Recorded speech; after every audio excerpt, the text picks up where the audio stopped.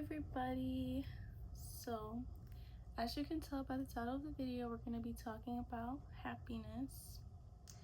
It's like 12 a.m. I never go to sleep. I don't know why. And because it's 12 a.m., everyone's sleeping. So, forgive me if you can't hear me and I'm talking quiet. I feel like I'm going to end up saying this in every video. But if it's really a problem, comment and I will fix that, okay? So, let's just get into it. A couple weeks ago, I was journaling and I was just thinking about happiness, something in particular about it. I'm like, why don't I really ever feel it? And I just started to write. I love to write, and I came to this conclusion that it's not real. It's real, but like, you'll see what I'm gonna say. So let's just read that entry. I don't know how much of it I want to read. It's a lot, but I'll read what I feel like is important. If I end up really reading all of this, sorry. I don't really want my videos to be long, but I gotta get to my point somehow. Okay. So, I'm convinced happiness is a fake emotion.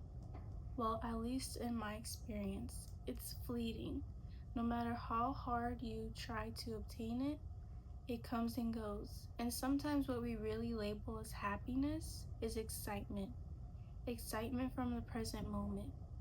I may be wrong, but if I'm not mistaken, happiness is associated with dopamine, question mark? If it is, well then we can see how it's artificial. Dopamine is everywhere in today's world and man-made, of course, most of the time. Happiness is one emotion everyone is searching for yet never seems to find. And our unending quest for this emotion is what actually ends up leaving us with its opposite, sadness, persistent sadness. All that truly exists is peace and contentment, and you have to find what brings you peace and cultivate it. Create a routine out of it. For me, it's journaling, self-reflecting, and isolation in a sense, plus reading my Bible.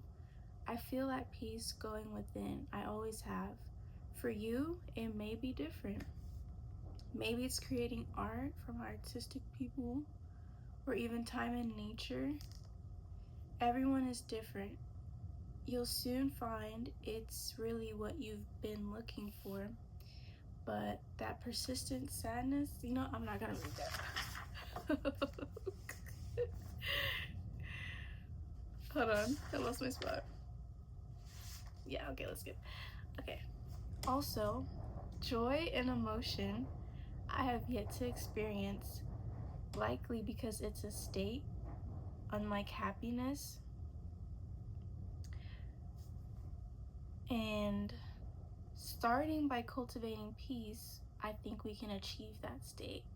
Kind of got choppy there, but basically what I'm trying to say is we're looking for happiness, but really what I think we're in search for is joy. And joy is not like an emotion, like it's not circumstantial, like it's a state of being, like you're always in it. So I don't know this for sure, but I assume what I just told you guys. Think of those bubbly people who are always kind and to all. Not niceness associated with people pleasing, but truly, genuinely, I use the word happy, but we're not looking for that. Happy people who never seem down. And yes, there's a difference. You can tell a real smile from a fake one. Skip, skip, skip. Then I move on to joy. Joy starts with peace and then becomes your state. Joy is attainable with Christ only because we can look to him even when our circumstances are unfavorable. But with happiness on the flip side, it's like if your circumstances aren't making you feel happy, you don't have that emotion.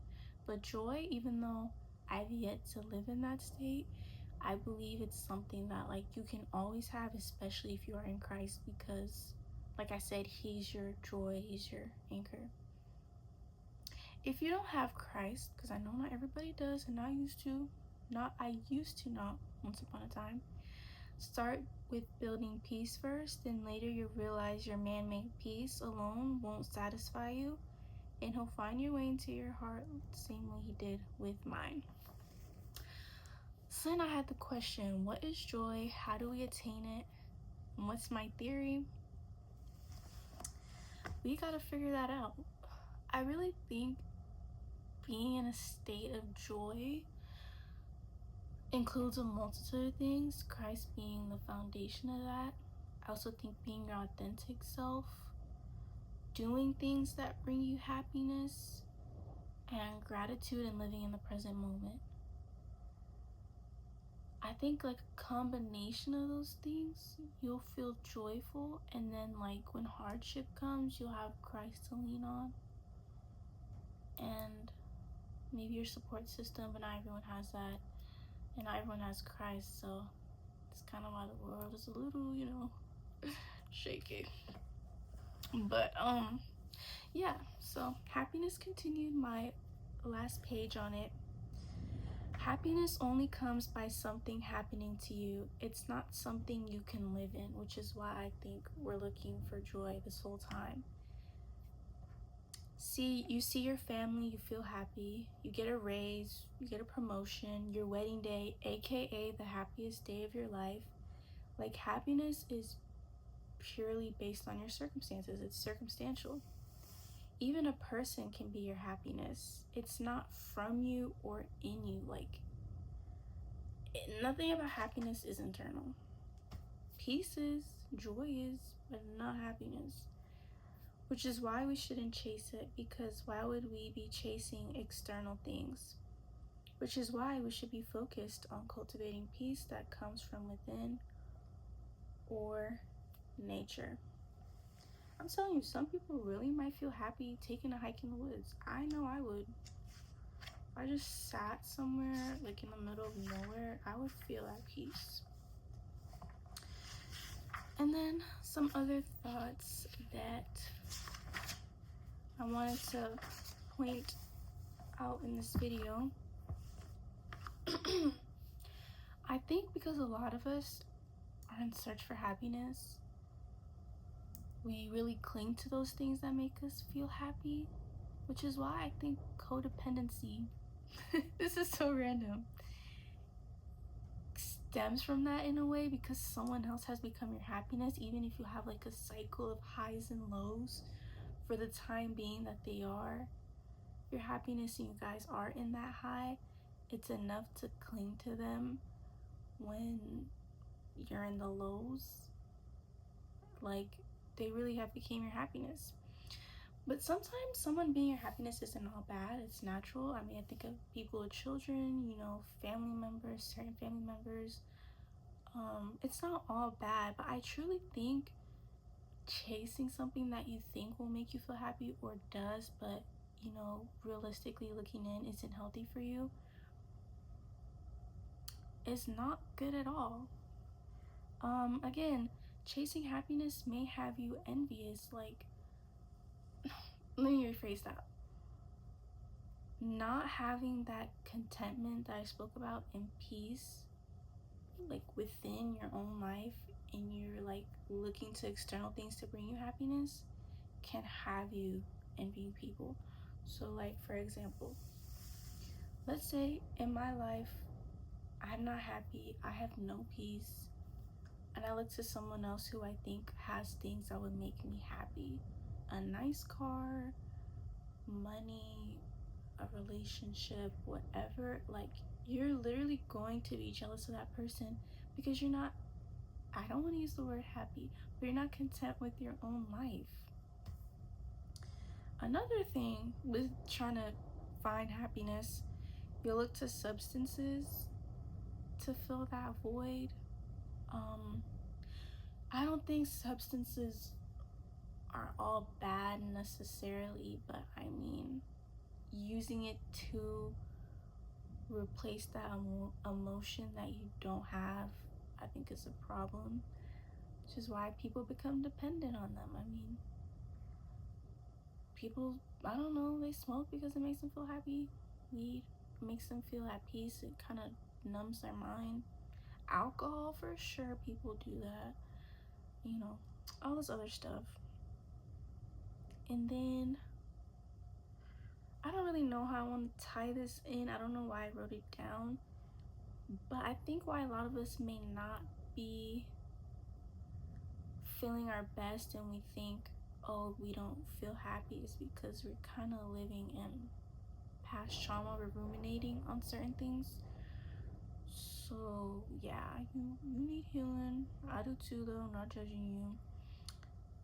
But yeah, ultimately what I'm trying to get at is stop trying to be happy and build a life that is good for you. Imagine if you woke up early, hit the gym, ate healthy. Like I said, I don't know what brings you guys happiness. For me, if I read more, journaled more, probably meditated or something, I would feel much better. I wouldn't necessarily feel happy, but like my state of mood would like literally be raised. And it's not like I necessarily feel happy though. So you have to find what that is for you, that routine.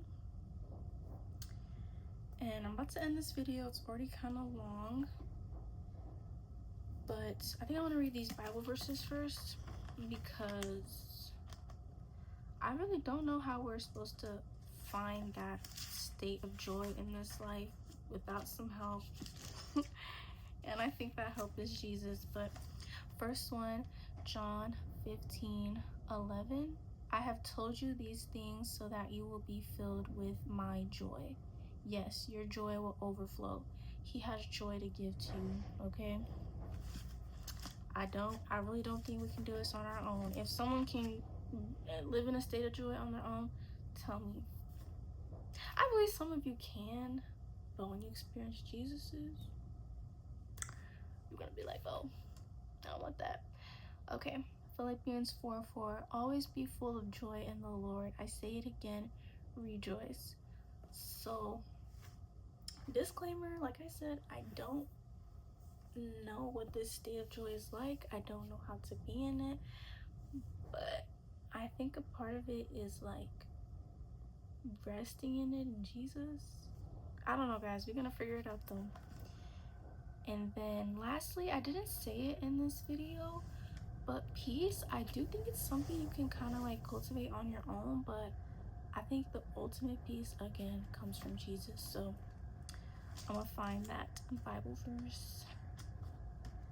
Where's John? John 14:27. I am leaving you with a gift, peace of mind and heart. And the peace I give is a gift the world cannot give. Okay, clock that T. Okay. Yeah, so let's wrap up this video with my last train of thought. This is so long. I didn't want it to be long. Okay. Ultimately, happiness is purely circumstantial, and what we may be looking for is joy. This is kind of like an overview of the video. Focus on building a life that brings you peace and grounds you so that when you do encounter the emotion happiness, you can learn to enjoy it and let it exist in the present moment and not search for it. Stop trying to fill that void. Stop trying to be happy on your own. Stop it. That search will never end.